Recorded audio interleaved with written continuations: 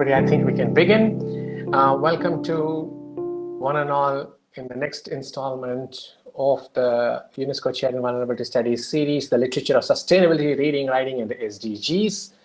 This is the penultimate talk in this series, and today's is devoted to SDG 16, Peace, Justice, and Strong Institutions.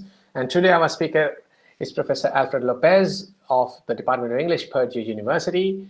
More about him later, but welcome to one and all, and our regulars and newcomers. I hope you have a good time. Welcome to all of you. Welcome also to Professor Alfred Lopez, who, as most of our American speakers experience, is up bright and early to cater to the audience here. So thank you, Professor Lopez, for doing this for us, and thanks to everybody else. Over to Atul, our MC for the evening, for a more formal introduction. Thank you.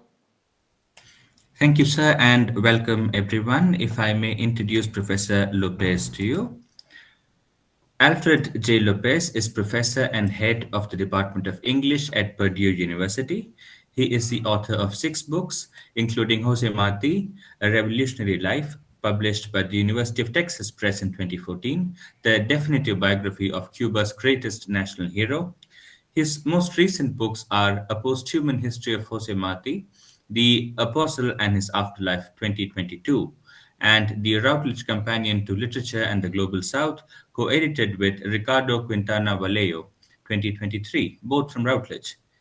His 7th and 8th books in progress are The Cambridge Introduction to Jose Marti and The Cambridge Companion to Cuban Literature, both forthcoming in 2027. His essays have appeared in American Literature, Comparative Literature, Cuban Studies, South Atlantic Quarterly, Modern Fiction Studies, and the Huffington Post, among many other journals and periodicals. He is also the founding editor of The Global South, published by Indiana University Press, the leading journal in globalization and global South studies. Lopez joined the English faculty at Purdue in 2007 and has also taught courses and or directed programs in Latin American and Latino studies, global studies, comparative literature, and American studies. He is a proud first-generation college student and the son of Cuban immigrants. His talk today is titled Cardinal Points and the Global South, or The Justice of Linguistic Access. Welcome, Professor Lopez, and over to you. Thank you so much. Everyone hears me okay? I'm coming across well? Yes, we can. Yes, thank you. It's a pleasure to speak with you. I will confess to you that when I first, it took me a moment I was familiar with the SDGs, and as I was scanning through my assigned SDG number 16, I will tell you from the beginning here that I don't have much to tell you about corruption or bribery or promoting the rule of law or many of these things. My angle here, my point of departure for you, if you will, comes from UNESCO's contributions and interest in questions of freedom of expression. And questions of cultural dialogue and media, media development, and really specifically in our case, when I speak in the plural, I'm talking about folks with whom I have collaborated over the years in this academic space of the Global South, which, as you know, is also very much a politically active space and a place of social conscience. The question for us has the issues for us have always been methodologically how to do this work, and not only how to do this work as a practical consideration, how to become published, how to find editors at journal, but how to in some ways it is the old Spivakian question of representation and who speaks, right, which has never really gone away. It has just taken on more elaborate forms, and more, and as our relationships around the globe become enriched and enhanced, those questions just become more sort of complex. And so I come to you, and I'm speaking today in that sort of spirit of it's a in a couple of different ways. In the spirit of bridging certain kinds of methodological and linguistic gaps, but also of recognizing the practical and material difficulties that those gaps present in the act of setting to work of doing this kind of scholarship, right? And so that's sort of my point of departure. So I want to read a little bit. I don't want to read too much. Read little bits of things. There was a paper. So part of this will be coming from the introduction to the most recent edited volume, the Routledge Companion to Literature in the Global South, in which Professor Nayar kindly agreed to contribute a chapter. And maybe I can tell you a little bit about that before I start to read. That volume, which has been it's been well received. To us, it was a sort of laboratory experiment, which may sound like a strange description, but what we were attempting to do was to break a certain mold that is very common to US, UK publication circles. And I've done similar things with my work in the Global South, the journal, back in 2007 and 2008 when I was still editor, which is one thinks of, an academic subdiscipline such as Global South Studies, after it's in existence for some number of years, it takes on what I will call, it assembles what I will call the usual suspects. Like there is a group of scholars, mostly based in, like Times Higher Education listed institutions in the US and Canada and the UK, and some in the EU. And they begin to quote each other and cite each other. And they begin to publish in each other's journals and each other's sort of. And so what you get is this sort of enclosure. You get this sort of insularity that kicks in. And this is endemic. This is all disciplines do this, right? Philosophers of science have done this.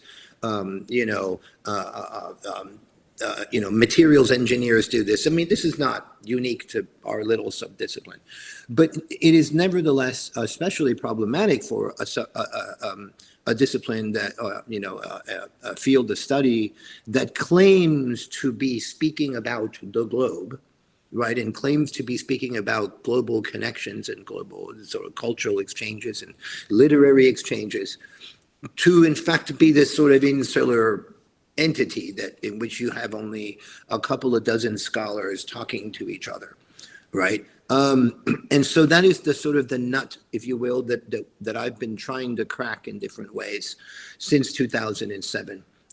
If you're familiar and if you have access to, and access is a topic I'll be talking about in a little while here.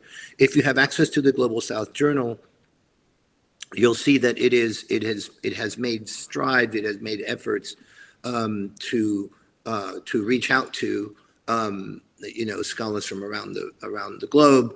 It is not populated, generally speaking, by the usual suspects, and that is an effort that we attempted. That's something that we attempted to sort of codify in the Routledge book.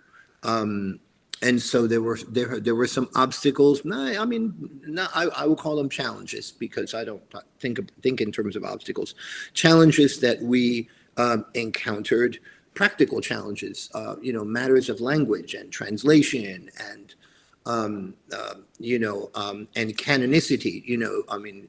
Scholars from different parts of the planet undergoing the same doctoral titles, so a PhD in English studies, for example, maybe the content of that work might be very different in terms of the scholarship they quote and the texts that end up on their reading lists for their exams, and so there is this multiplicity of those things. But ultimately, when a scholar from those parts, from parts of the world not right in the US, UK, EU, wants to be included in the conversation and enter into, the conversation of the journals and the conferences and so on. One of the pieces of capital that becomes very important is, of course, what have you read and who have you read and who can you quote in your work, right? And that has been, it's a stubborn thing. It remains a sort of soft barrier, right, to the inclusion of much valuable scholarship in the conversation, because we're simply attuned to like looking for, oh well, is this person talking about Bordeaux and social reproduction? Well, if they're not quoting Bordeaux, they must not be well read. They must not know what they're talking about, and so on. And so you can see how the problem perpetuates itself. Anyways, let me read a little bit from this introduction. And share with you like sort of the organizing metaphor that we use for it, and then I'll transition from there to a couple of methodological hurdles that we've encountered, and then I will open the floor up to questions, because what I would really like this to be is to some degree a nice dialogue between colleagues. So let me begin to read a little bit. To fly from Mexico City to New Delhi, one must make 1 or 2 stops in Europe, perhaps in Schiphol or München. To read Tagore in Spanish, we must likewise stop, in air quotes, in Europe, since we will not be able to find a translation directly from Bengali into Spanish. Translations into Spanish have only been made from English renderings.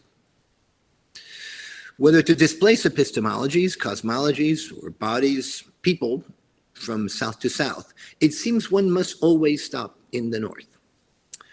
To examine literature from the global south, to draw south-south connections and inferences, and to think about canonizations of non-European US literatures, even someone as indisputably canonical and indispensable to world literature as Tagore. We have had to meet physically and in scholarly terms in the north. We stop north because we have to, not only because the languages we have in common are European in origin, but because our ways of thinking, of feeling, of reading. I mean, think about the act of reading in a Western context. What do? You read left to right. You read top to bottom, right?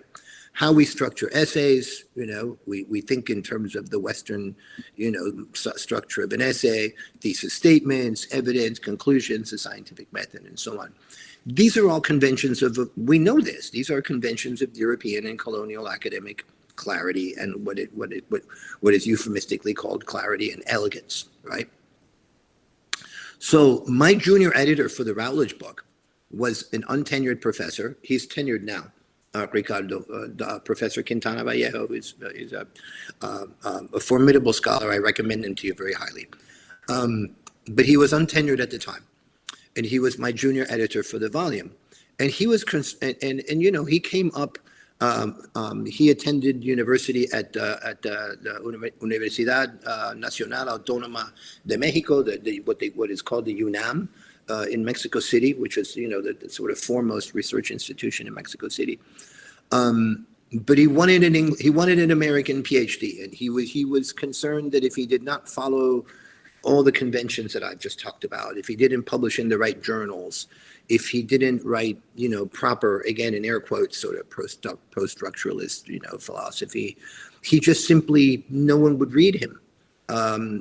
He would be not visible to the epistemological sort of 0 points in Boston, Cambridge, London, Paris, Barcelona, but also these sort of actively heterotopic places where there is a great deal of intellectual work done in places like Bangkok and Bogota and Buenos Aires and Cape Town, and I've already mentioned the Witwatersrand, where Achille Mbembe works, and places that are considered centers of intellectual production, right? Just to name a few. So my junior editor's worry Ricardo's worry, our worry, is rooted really in colonialist discourses that place the North, as Walter Mignolo explains, and I'm quoting, quote, not just as another civilization in the planetary concert, but as the civilization destined to lead and save the rest of the world from the devil, from barbarism and primitivism, from underdevelopment, from despotism, and to turn unhappiness into happiness for all and forever, unquote. And of course, Mignolo is being highly facetious there. Please don't take that at face value. So the global North comprised of, but not limited to, the US, Canada, Europe, Australia, maybe Taiwan, maybe South Korea, maybe Japan, inhabits the upper tiers of an epistemological hierarchy that imbues Northern discourse with a faux scientific objectivity. So this is especially true when the study of Global South experiences and Global South artistic production and anthropology come into play. In a colonial vision of the world order, Northern discourse, as it is produced in epistemic 0 points, renders Global South epistemologies and scientific thought, all those categories, so pre-modern, superstitious, and so on. Mignolo explains, and I quote Mignolo again here, quote, every way of knowing and sensing that do not conform to the epistemology and aesthetics of 0 point are cast behind in time and or in the order of myth, legend, folklore, local knowledge, and the like, end quote. So what we try to do in this volume is collect ways of thinking that bypass these epistemological 0 points, that bypass the North, and establish connections between scholars from those geographies that were and are mined and used by this capitalist colonialist logic of exploitation. And so we think of the Global South as a category of analysis, as a marker of ontology that enables coalition across these geographic lines of difference through this hemisphere. And if you think and we can think here in terms of the SDG also, this is the hemisphere least responsible for, but most harshly affected by things like climate change, by unvolitional mass migrations and displacements, by the exploitations of both human labor and natural resources. These things are greatly felt, mostly felt in parts of the world that have least access to actually be seen and heard and to speak in these scholarly platforms where we talk about these things.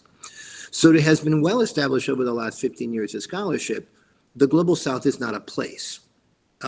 We encounter it most viscerally today among those populations I identified many years ago, 2007, and I'm with apologies for quoting myself here. Those who have experienced globalization from the bottom, right? The words with which I launched the first issue of the first journal of the Global South in 2007 ring true, even truer today in 2025. And when I wrote in that article, quote, they more than anyone lived the decline of globalization as a world utopia, one market under God, end quote. So in order to avoid reproducing those systemic inequalities against which we're trying to write, I think it is crucial that if we're going to call ourselves scholars of Global South studies, we need to be intentional about questions of access and questions of equity. So these are the existential worries of writers and thinkers who find themselves outside the circuits of scholarly circulation and dissemination that define Global North academia. And these are, scholars situated in Global South spaces face challenges that are, these are institutional, they are field specific, and they are linguistic. What came out in my junior editor's experience as worries, professional worries about his career, are more broadly contextualized. We can think of them in practical terms, meaning that hires and project initiatives and writing grants, acquiring external funding, these things are often only tenuously accommodated by many of our existing institutional structures. And so there is a certain precarity and a resilience of South, what we have called South-South epistemologies that we have been laboring to build, driven by this promise of knowledge production from positions that have been historically dismissed as marginal. So this has been the onus of some of my work over the past, almost 20 years, and to be insistent and to insist upon the local and the interstitial. There's a terrific, there's a groundbreaking volume, as some of you may be familiar with, called Sur South, SUR-South.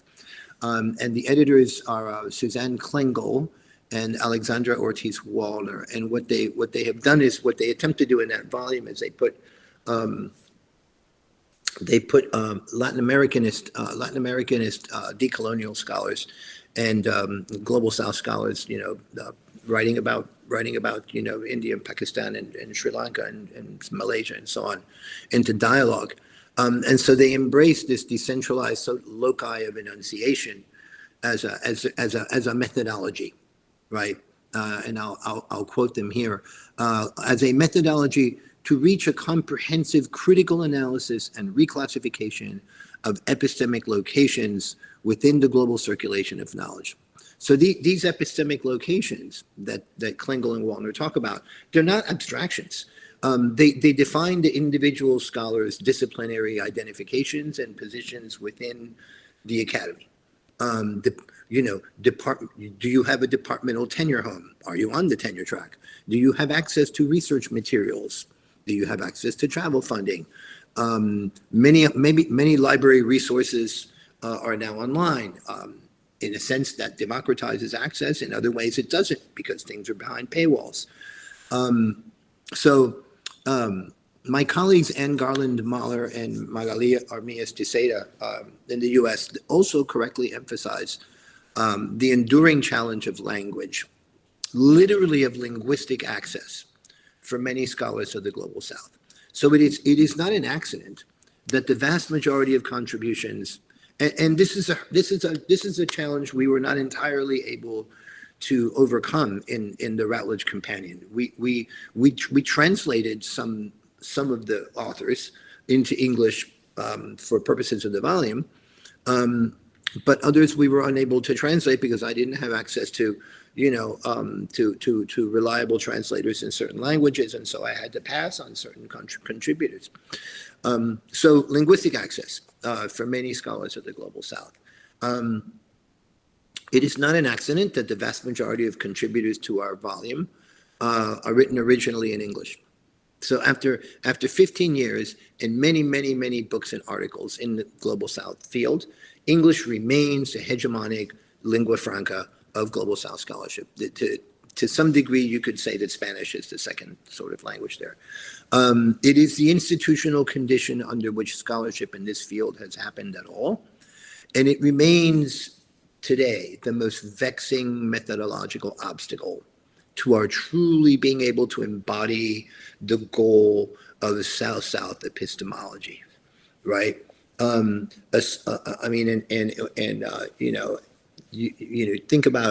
Think about activists, environmental activists, or a book just published by my colleague, Professor Anne Garland Mahler, called A Wide Net of Solidarity, and it's a history of leftist organizations in the 1920s and 30s, and they're travels between Marxists living in Mexico City, traveling to Delhi to meet their counterparts in India, or vice versa, folks traveling from India to Mexico City to, for conferences or for summits. And what language are they speaking in? English, because it's the only second language that they had in common. So overcoming the challenge of globalized English as a de facto gatekeeper will require, to be blunt, money and training in languages, and any meaningful editorial work for projects that translate work into English from multiple other languages or otherwise engage scholars working in English as a non-native language will require significant amounts of both. We're talking about significant amounts of capital here. We do not all have the luxury of the United Nations model where one has the earpiece and sort of the live action translator as you're speaking, right? Yet even among the most elite 21st century global North institutions, what is happening? Funding for language teaching and research has grown really scarce. Because as we know, the humanities and the languages in American institutions and in the UK, you look at the UK context and you'll see that the first things to go, the first things to undergo the austerity knife is programs in the humanities and in the languages. And so it's an interesting paradox, it's an interesting problem. So our Routledge volume has not been immune to these conditions. They are conditions of production, right? What we managed to do in that volume was to present a sort of one-stop comprehensive overview of Global South studies at a key moment in its development. And it's a snapshot of where we are in our second decade. And what we were able to do was to gather original essays by 25, I think it's 25 contributors from around the world. And we went out of our way. We went out of our way not to populate the volume with folks from Harvard and Yale and NYU and Berkeley and so on, including institutions in Asia, Africa, South America, Central America, and the Caribbean. And we have stayed mostly away from the institutional usual suspects because it's our conviction that a field that calls itself Global South Studies can't really be taken seriously if its primary contributors all hail from the same 12 universities. And in keeping with the preponderance of work in this field by newly tenured and untenured scholars, because remember, this is a field that is under 20 years old. And it is only now that its initial practitioners, that first generation, has gone through the tenure process and been promoted and are becoming full professors. I mean, I'm an oddity at having been already tenured when I started work in this field, thus the gray. But we also in that volume featured work from rising and independent scholars as well as established senior folks. I'm keeping an eye on the clock in the interest of time here.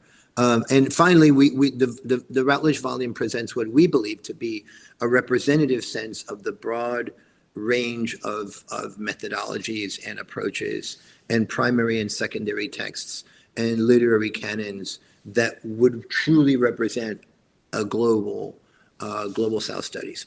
So I want to read, and I want to say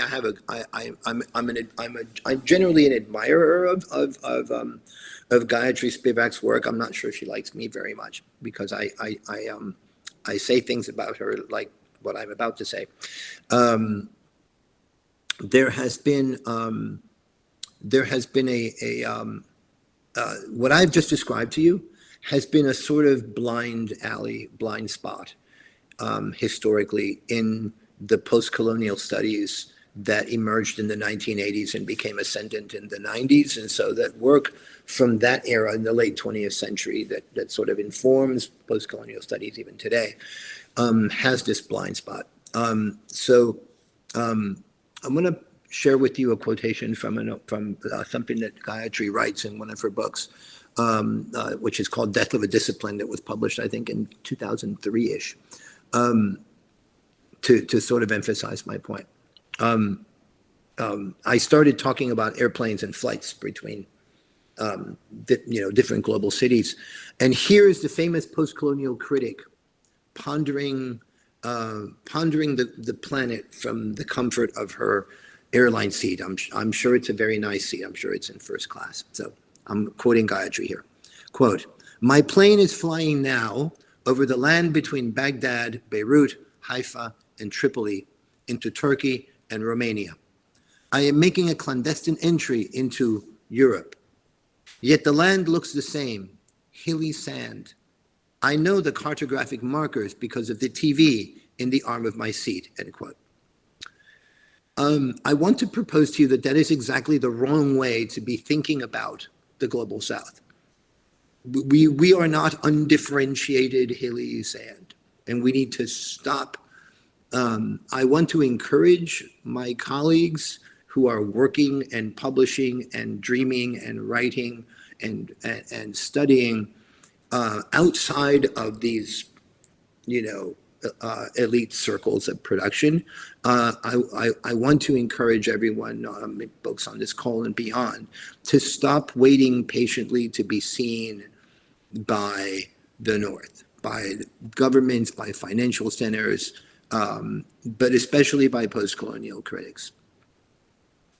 And I'll end, I'm going to transition out of this, but sort of my last bit here before I move on to specific methodological things is something that Fanon says at the end of The Wretched of the Earth, La Dame de la Terre, where he urges us to, quote, leave this Europe, that same Europe where they were never done talking of man and where they never stopped proclaiming that they were only anxious for the welfare of man. Today we know with what sufferings humanity has paid for every one of their triumphs of the mind. Yet it is very true that we need a model, and that we want blueprints and examples, end quote. So my business of the past 15 years or so in this field has been to think about blueprints and models, to think specifically about an epistemology, a south-to-south epistemology, as a possible model. Instead of turning away from the North, the idea would be to turn to each other. And I say this from my own subject position as a Cuban American, someone who is, I am in some ways marginal, sort of elliptical within my own, institutional sort of world, as someone who hails from elsewhere. So let me transition from that and share a little bit with you from a different piece of work that talks more specifically about these methodological problems, and then I will shut up and I promise that we can chat. Okay, so there are two specific sort of methodological challenges, and I call them loci of enunciation is the first one. And the second is just language and issues of access. So starting with loci of enunciation, this is in many ways a methodological corollary to the South-South epistemology that underwrites almost all current work in the Global South. So this is not a new concept. It is traceable. You can trace it back through the decolonial theories of people like Mignolo and Enrique Dussel. And you can trace it back even farther to the 1980s in work by scholars such as Trinh Minh Ha and Gloria Anzaldúa and others. So at its intellectual core is the advocacy of knowledge production from geographical and epistemic positions that are historically viewed as marginal, and especially the corresponding emphasis on local and the insistence on the local and the interstitial. So this advocacy in turn informs a mutual recognition and collaboration of subaltern peoples across the globe without the need for northern mediation. And I've already talked about the Source South book by Klengel and Alexander Ortiz-Wallner. That's their goal as well, to reach a sort of comprehensive critical analysis and reclassification of epistemic locations within the global circulation of knowledge. So that is sort of one point. This methodological heading seems to diverge from a certain kind of scholarship. If you think about Vijay Prashad, whose work I greatly admire, the Poorer Nations and so on, Prashad's emphasis on the institutional and the multinational, Prashad is very much focused on NGOs and multinational organizations and BRICS and so on. Prashad's focus is this very sort of 20,000-foot overview, right? He's very interested in treaties and trade agreements and longitudinality, such as BRICS. in favor of this. So we want to get away from that and move towards this focus on embodied subjects and localized peoples as sites of knowledge production. So this localizing imperative manifests divergently across and between disciplines. One especially compelling example is the turn toward field work in the Global South. I find this especially compelling. Anthropological style fieldwork in the Global South as a method with a specific intention and a specific epistemology, with the goal of checking and countering material inequalities and these epistemic privilegings, right? So this insistence on the value of the local, I can also cite here my colleague Macarena Gomez Barris and her insistence in her book, The Extractive Zone, which is fairly recent, 2017, on what she calls, quote, the heterogeneity of life embedded on local epistemes. And she says further, quote, it is the task of scholar activists to lift up those submerged epistemes. Right. So it's a decolonial ethnography that doesn't quite shake its Western sort of Northern underpinnings. Right. But it nevertheless aligns with a Global South eco-criticism. Right. As, for example, thinking about new approaches to environmental studies, new approaches to thinking about developing regions of the world and threatened environments. So what these approaches share methodologically is a commitment to rehistoricizing the local in terms of both marginalized peoples and individuals producing knowledge from eccentric subject positions. But this is not only about inscribing we're not just trying to inscribe lost texts back into an archive that has ignored them. It's more like, and I've got the Spanish in front of me. I'm going to try to translate as I read. My colleague Guillermo Zermeño Padilla, who is in the Routledge book, and works at the College of Mexico, Colegio de Mexico. I'm going to quote him here. From this perspective, it is not a matter of simply covering historiographic oversights, right? But of advancing toward the correction of an epistemological nucleus that by its very nature is incapable of honoring that zone of shadows or counterpoint of history. So it's not just about fixing the canon, it's about recognizing that the whole concept of canonicity is a problem, right? Second point has to do with language and issues of access. Here I want to stop briefly and share with you an anecdote from sort of one of the origins of my interest in this problem comes from my first personal experience of traveling to Kerala back before even 9/11. This was back in this, I think, December of 2000. And my experience of, and you'll forgive me for being you'll forgive me for my ignorance in this way as I describe this experience to you, because it was a very humbling thing to undergo. I was having a conversation with a couple of colleagues. I was at the University of Trivandrum, Tiruvananthapuram. I was with two colleagues also from JNU. Between the three of us, I think we spoke, I don't know, 8 languages. And we got into the back of a taxi and the driver only spoke Malayalam. And none of these three deeply erudite, educated, academics spoke Malayalam. And so we were reduced to the level of just sort of the tourist, pointing and sort of, and Google Translate didn't exist back then. And so it was just this really humbling sort of experience. It was one of the rare instances in which someone from a northern geographic epistemic space would ever experience the wrong end of a lack of access, linguistic access, right? It's funny, but it's not, because it's one of the, it's a minor inconvenience in a moment that I underwent and that my colleagues underwent, but it describes a condition that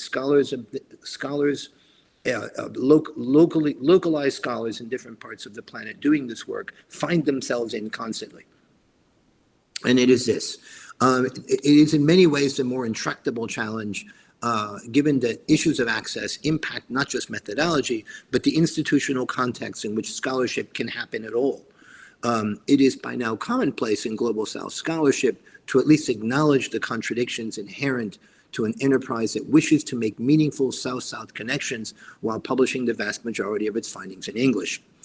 Owning this as a problem has been a necessary first step toward addressing it, as it is arguably the single greatest methodological obstacle to advancing our shared methodological aims.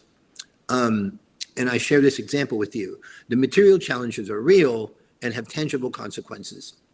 And here's my anecdote. For my most recent PhD seminar, I adopted Klengel and Wallner's book, Sur South, The Politics and Poetics of Thinking, Latin America, India, a collection that takes very seriously the politics and poetics of comparative language and translation studies. The editor's methodological decision to alternate Spanish and English articles, because that's what the book is. There are articles in English and in Spanish, and they're not translated, right? And so and this is consistent with their South-South focus.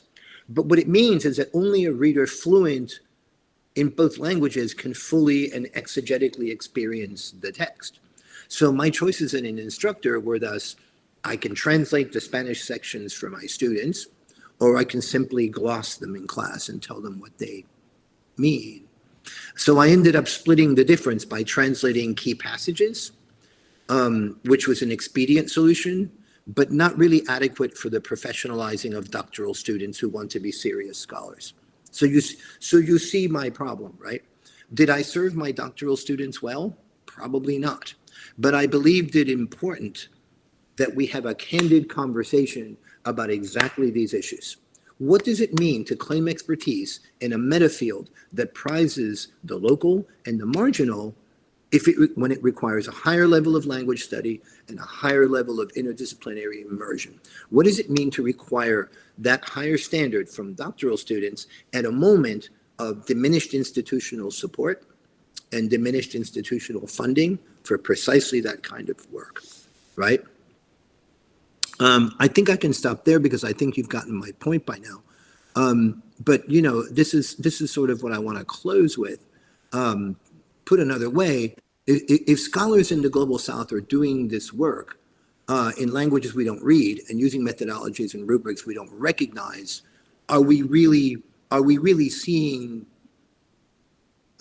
viewing these subjects and these texts and these writings correctly? And that's sort of where I can leave this. I'm going to scroll to the very end of this. If we are not Anglophone post-colonialists or area studies specialists under another name, like if we are truly Global South scholars, if we're not going to become the latest in a long line of discourses that want to speak for the other only to end up in its own echo chamber, it will be because the methods that we adopt are going to affirm and fulfill our intentions. And so my closing words to you are, the proof will be in the praxis. And I thank you for your kind attention. Thank you so much, Professor Lopez. That was amazing. And we'll now have questions and comments from the audience. Roy Matthew has a question. Please go ahead, Roy. Yeah. Hello, Roy. Hello, Professor Lopez. First of all, thank you. That was so profound. Pardon me because this is a rather longish query. That's fine. Yes. So, your point about your anecdote about coming to Kerala, Trivandrum, and the language, facing the language barrier. I was thinking of scholars, or let's say beginner scholars or PhD students, early career researchers from the Global South going to the Global North and expressing themselves in languages the Global North is familiar with. There are challenges there as well, because sure. Especially when students from India, for example, when they go to the Global North, their immediate seniors tell them, until you reach there, be careful what you express on social media, because you're being monitored by the people who are in charge of giving you the visa, for example. Once you reach the university, then you can say what you wish. So the natural response would be for the students, the scholars, to think, what have I said until now that could be used against me? And once I get there, what should I avoid saying to prevent them putting me on the next flight back? So yes. This would, this permeates even into the sciences which are supposed to be objective. And I was thinking in particular, about a very recent, let's say, debate or conundrum in paleontology, where in the US the T-Rex is seen as a cultural icon, not just an animal. So there was a year-long debate as to a fossil that was considered to be a juvenile T-Rex. There was a debate; it was actually another animal.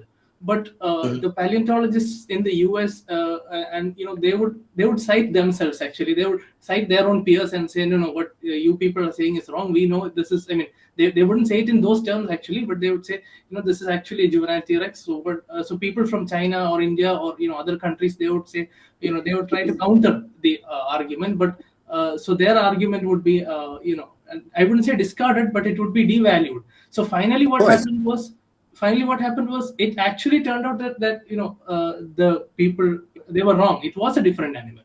So, but for them to accept that, they had to make that discovery themselves, and people they were familiar with had to make that into a publication. Only then they could accept that.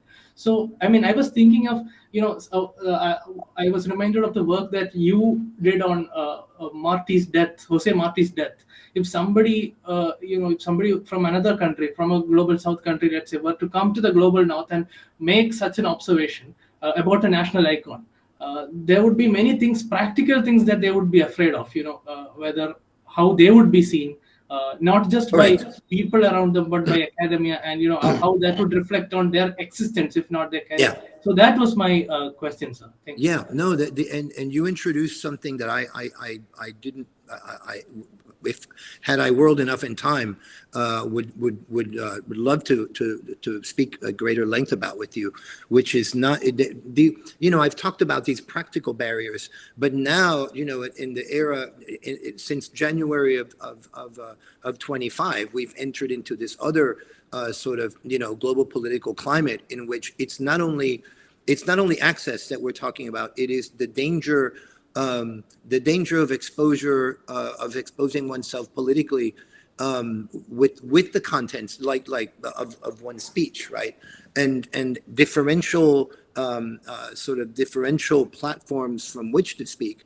As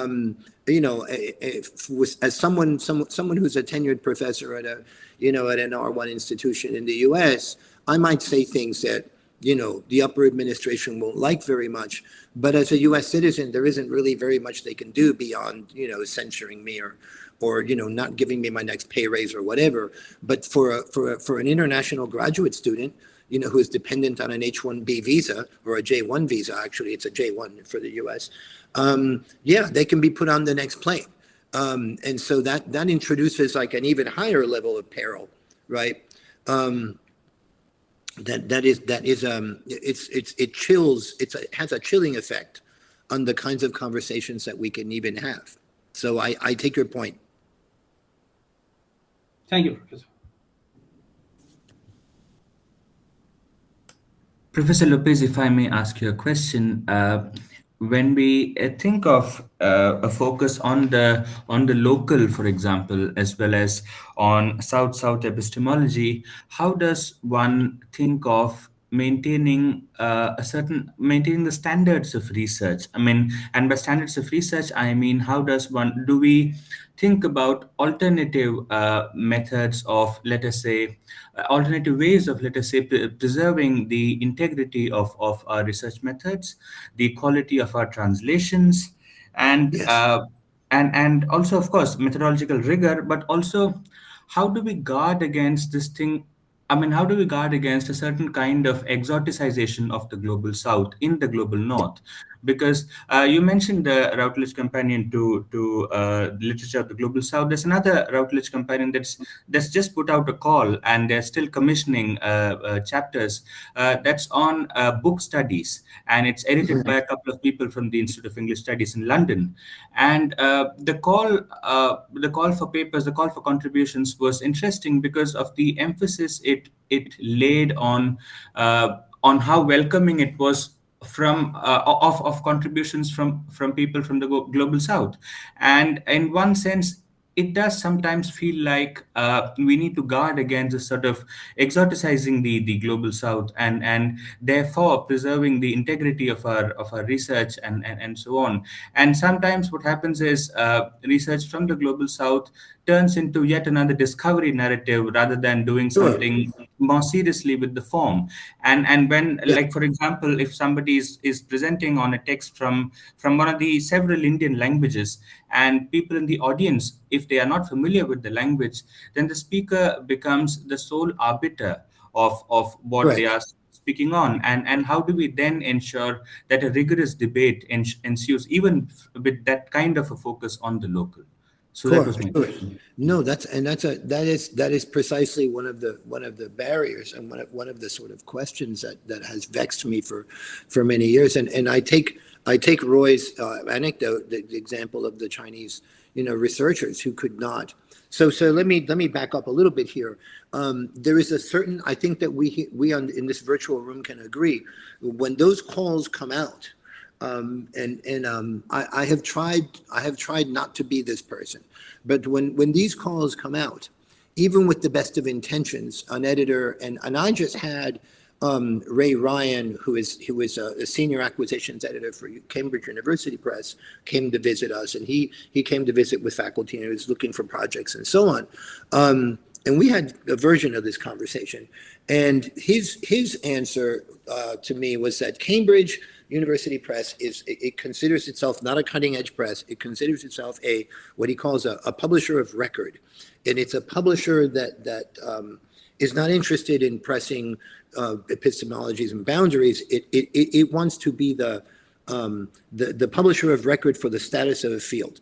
And so what that means in practice is that Cambridge is only going to, if you are a scholar who is based in, I'm just going to make this up, Malaysia or Singapore, and you are working you're doing field work in the Philippines, you are only going to be published in presses like Cambridge if you fit what an editor will euphemistically call their list, which essentially means we are looking for more of what we already do, right?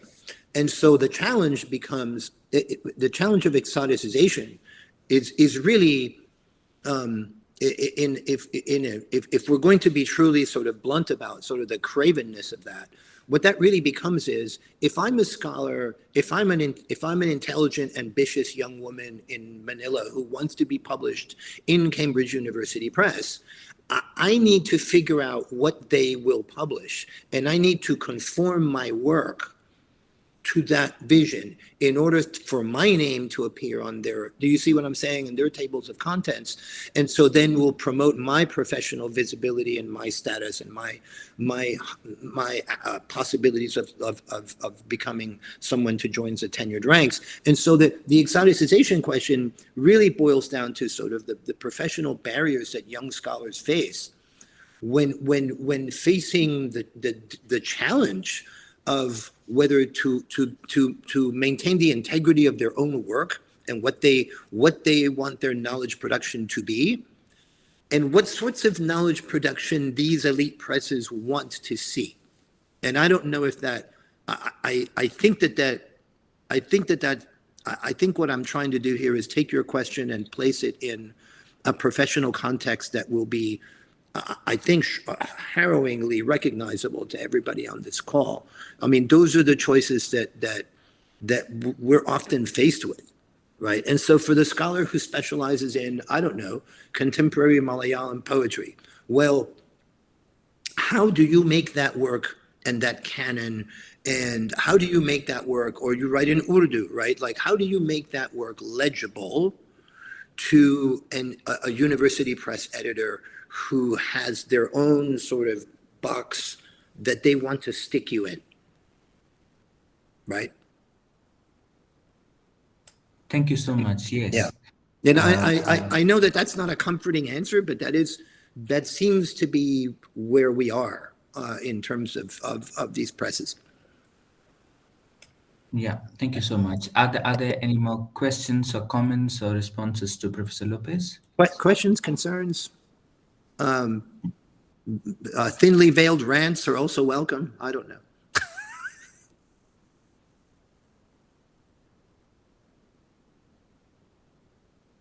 Okay. Let me just say, if there are no, there may be things that occur to you later that you may want to reach out to me, and you're welcome to do so. I have a very easy. Professor AR has my contact information, but I can just share with you. You can reach me at it's my first initial and last name. It's A Lopez, ALOPEZ, at Purdue, PURDUE.edu. I am incessantly, I live in my inbox, and so you're welcome for any query, and I'll be happy to engage anyone who wishes to reach out. Thank you so much, Professor Lopez. That's incredibly kind and generous of you. And since we have no more questions and comments at the moment, we may conclude today's session.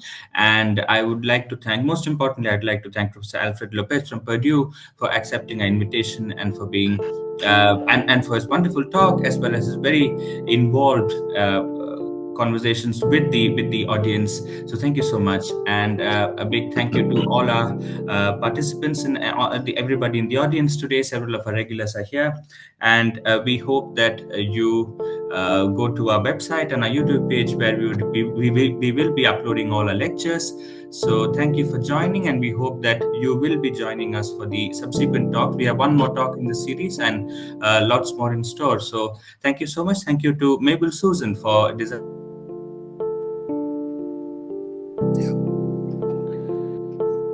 Thank you so much, Professor Lopez. Thank you all. It's been my great pleasure, and thank you. It's been wonderful. Please call on me anytime.